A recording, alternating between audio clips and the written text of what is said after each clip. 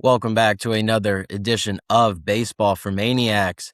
That was one of the worst series of the year. There's no sugarcoating it. And if they would have lost yesterday, which in all reality they should have, it would have clearly been the worst series of the year. Me personally, I think it was Miami, especially with this trade deadline, all the drama between Bryce and Don Mattingly. That was definitely number one. And that's a good segue into Don Mattingly. I'm not joking when I say this. He's the worst manager in Phillies history in the sense of bullpen management is just unfathomable the way he operates and the way he makes moves. Yesterday, Sunday, so he had Kerkering in, right? Makes sense. You had a 3-run lead. Kerkering's a whole nother situation that we will dive into in this episode. But made sense bringing him in the game, right? But then when he gave up a run and there was runners on second and third, Jimenez coming up, a lefty, he leaves Kerkering in. Brooks Raley was warming up. And they asked they asked Don Mattingly postgame, like, what went into your decision making in that spot? And he said, well, he thought that Springer might have been available to where if they bring in Raley, he was going to face Springer, and he likes the matchup of Kerkering versus Jimenez compared to Raley versus George Springer. One, I don't agree with that because George Springer is clearly hurt to where he's compromised. But here's the thing. So then why was Raley warming up? Like, that's where none of this makes sense, right? If that's your decision-making, right, I genuinely guess. I don't agree with it, but you can kind of understand where the thought process is. But you had Raley warming up. So then you have him warm up to where, like, let's say you don't use him, right? When you warm up a reliever, it's not the same of getting into a game, but it's very similar to where if you get hot, you might not be available the next day. And where our bullpen is and like how depleted we are, one from talent, two from usage, which is a big criticism of Don Mattingly compared to, Rob Thompson. What's the point of warming him up? That's where it's like, he just can't do the job. Like, genuinely, like, we took Rob Thompson for granted in the sense of bullpen management. Rob Thompson was one of the best regular season managers of all time. In the postseason, I don't know what happened in 2025. It was the worst series I've ever seen from a manager in October baseball. He deserved to get fired. He didn't get fired in the offseason. He got fired, obviously, in April, right? So I don't disagree with the firing of Rob Thompson. That needed to be done. The players quit on him, which kind of shows their mentality and their character. I don't agree with, but you needed to make a change just to make a change. Obviously I wanted Alex Cora. The Phillies wanted Alex Cora, but he denied the job. So he gave it to Don Mattingly. I just can't fathom how you could be this bad at bullpen decisions, especially in the regular season. Because the postseason where it's get much, much, much harder. You see it with Topper. He was great in the regular season, couldn't handle the pressure of October baseball. What do you think Don Mattingly's going to do? So overall, I think he's in over his head. He's the most mid manager in the sense of like his resume with the Dodgers, with the Marlins. He did nothing. He had numerous playoff blunders. But I never expected this, right? Like, this is genuinely like unfathomable what he does with the bullpen. But Don Mattingly, that's enough. Like, I mean, I've been saying this for the last 2 months. He's the worst manager in Phillies history, but it's like a double-edged sword because you had to make the change. The only person that really was available was Don Mattingly because Alex Cora said no. So it's just a tough situation. All I know is unless the Phillies win the World Series, Don Mattingly will not be returning as the manager. But at the end of the day, it's not on the manager. It is on the players. And this series, was absolutely pathetic. I mean, Orion Kerkering, when he threw that ball into oblivion, I felt bad for him, right? Because, like, obviously that's a 1 in a million thing. That's a brain fart. That's not really talent-based. That's just, like, such an obscure moment. So I'm like, okay, one or two things can go from this. He can either take that motivation, take that pain, take that crazy moment, and use it in a positive light to save his career. Or you could go the other way, right? Either one was up on the table. This, like, he started off the season phenomenal. He was dominant. Like, he had an ERA under 2.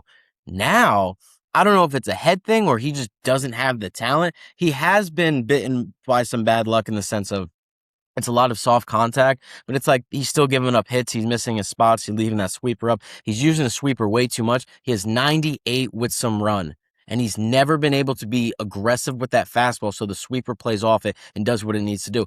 I don't care how good your sweeper is. If the batter knows it's coming, they're going to be able to either hit it for a base hit or they're going to be able to spin on it and take it for a ball. So his pitch mixes have always been a problem. but he's unpitchable. But it's like, who else are you going to pitch? Obviously, Boland's the number 2 righty behind Duran, but you can't tire out your bullpen. You're seeing what is going on. And I understand it's a tough situation to where you play back-to-back extra inning games. The first game was a close game, so using your high leverage relievers to where you had a situation where on Saturday in the 10th or 11th inning, you had to go to Chase Sugar back-to-back innings to where it's like, it's a double-edged sword. It sucks, but also goes back to the point, Dave Dombrowski didn't do enough at the deadline. Like, Brooks Raley is good, right? He had that one blow up in his first outing, but for the most part, he's an ERA in the low 2s. He's a damn good reliever. Very good addition. That's it. Like, genuinely, that's the only move he had to do. Jeff Hoffman went for nothing in Minnesota. And I know Jeff Hoffman, Blue Jays fans hate him to death because he basically cost him a World Series. Jeff Hoffman, as your 6th, 7th inning guy, is dominant. If you look at the stats of his last, 30 games, dominant. But instead, you think Jeff Hoffman has playoff demons, Orion Kirkring is 10 times worse. So it's a mix of Don Mattingly doesn't know how to manage a bullpen. The bullpen sucks anyway. And Dave Dombrowski didn't do enough to address it at the deadline. Let's get into probably the biggest player topic of the entire weekend, kind of piggybacking on Dave Dombrowski not doing enough at the deadline. Alec Bohm. I'm at the point with Alec Bohm, I don't even get upset at him because it's like, he is who he is. He's shown us who he is to where it's like, why would you expect anything different? He's going to keep doing the same things over and over and over again. Swinging at the first pitch on Friday, grounding it right into the ground, a chopper, and you know how slow he is. They're going home. Game over, you lose that game. But he's always done that. He did that in the NLDS in 2024 when he got benched in Game 2. He pinch hit. He had runners on second and third, 1 out. First pitch swinging pop-up. Why on earth would anything change? And how does that segue to Dave Dombrowski? You could have gotten Taylor Ward for nothing. He went for literally nothing, bottom 30 prospects in their system. You could have put Taylor Ward in right. You could have either made Alec Bohm a bench bat or cut him. I could care less. It's probably the same exact situation. And you would have kept Bryce Harper at first base. And now your defense gets improved because Bryson Stott, I think, is a damn good third baseman. We've seen that to where a combination of Stott and Arise is probably better than a combination of Bohm and Arise. And then you get Bohm out of the lineup. And then you add a right-handed bat he gets on base. Taylor Ward has a on-base percentage close to 400. Alec Bohm is batting .220 with an OPS in the low 600s. That's where it's a mix of everything with the players aren't playing well. The manager sucks. The organization has a terrible president of baseball operations. Our best addition at the deadline was Luis Arise, and Dave Dombrowski had nothing to do with that. Genuinely nothing. Bryce Harper's the one that went to him and said, I'm willing to go to right field. I'll do it. How does Dave Dombrowski not go to Bryce? If he thinks that that's going to be a move you can make, how does Dave Dombrowski not talk to Bryce Harper about that? Why does our star player have to go talk to the president of baseball operations to make the best move you can make? I'm upset at everyone, so it's why even get upset? There's so many people to blame. It's not in a sense of there's just too much to go around. And I think the city's starting to feel that because I heard from the ballpark that obviously Philly fans are going to boo every single game, right? But there was something different about this. I think we're getting to a point with the fans and the team, they're just done.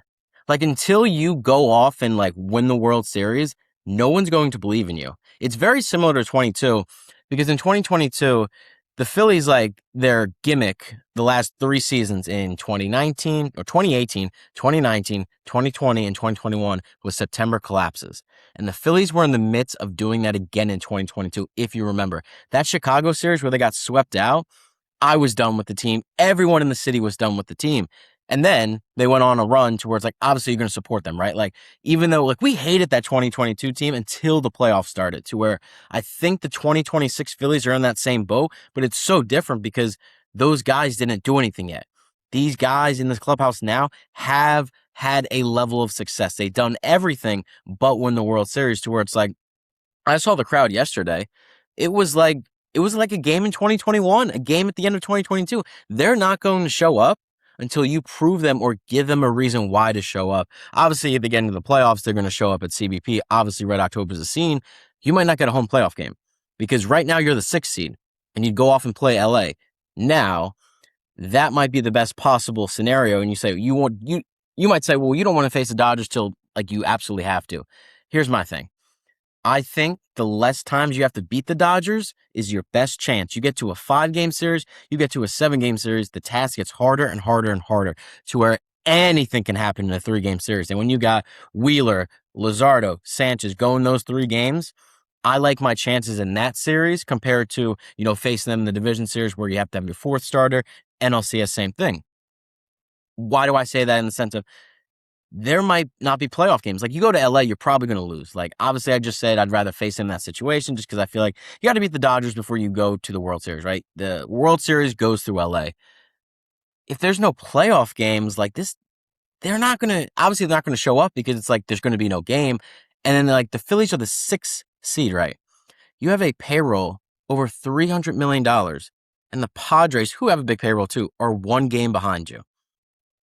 Like, if that doesn't show John Middleton where this team is in the sense of who he has running the construction of the roster, you're never going to get through to John Middleton, and you're just going to have to hope that Dave Dombrowski retires as soon as possible. Because I think we're in a situation where Middleton's never going to fire Dombrowski. He's just going to let him go on his own terms out of respect, I guess, whatever. So that's frustrating. A couple other players I want to get into before ending this episode. Trey Turner sucks. Trey Turner is the least clutch player in the history of Phillies baseball. Bases loaded yesterday just pops up. He's a speed guy. At least put the ball on the ground and, put some pressure on the defense. It's weak pop-up after weak pop-up. He did the same thing on Friday night. His defense looks better. Cool. Thank God you can field a routine ground ball. We're only paying you $300 million. I just hate Trey Turner. Genuinely, his mental makeup is probably the exact perfect fit for this team. Losers. Genuinely, anytime there's pressure on them, they're done. They put their hands up and they say, I can't do it. That's Trey Turner. Brandon Marsh, who is starting to look better at the plate after his prolonged cold stretch to end the All-Star break. Why can't Brandon Marsh bunt? Genuinely, in a situation like runners on second and first, nobody out in extra innings, Marsh is supposed to bunt, right? I don't want him bunting. I know it's the right baseball move. You want to do it, advance the runners, get the run in, win the game. Brandon Marsh can't bunt. It's unfathomable that Brandon Marsh, who is a big league player, can't bunt. And Trey Turner did the same thing. He's terrible at bunting. He popped it up. But at least when Trey Turner does it, it looks like he has some chance in God's great earth that he's going to get the bunt out. Marsh is just like this. What are you doing? That's unfathomable. And that's not even Don Mattingly's fault. Brandon Marsh is a big leaguer. He's been in the big leagues for 5 years. How do you not know how to bunt? Granted, 4 out of those 5 years is with Philadelphia, so it makes sense. JT gets a great bunt down, which is nice.